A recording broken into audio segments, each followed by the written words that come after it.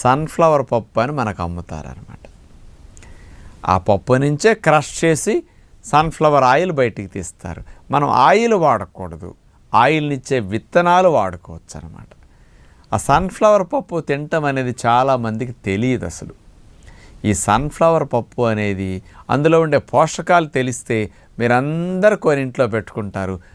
పిల్లలకి, పెద్దలకి, బలం కావాల్సిన వాళ్ళకి, గర్భిణీలకి, బాలింతలకి, హార్డ్ వర్కర్స్ అందరికీ అతి తక్కువ ఖర్చులో మంచి ఆహారంగా దీన్ని చెప్పుకోవచ్చు అన్నమాట. మామూలుగా 100 గ్రాములు పొద్దుతిరుగుడు పప్పు తీసుకుంటేనండి అందులో 620 క్యాలరీల శక్తి. మరి జీడిపప్పు 596 క్యాలరీల శక్తి. జీడిపప్పు కంటే బలం ఎక్కువ పొద్దుతిరుగుడు పప్పు.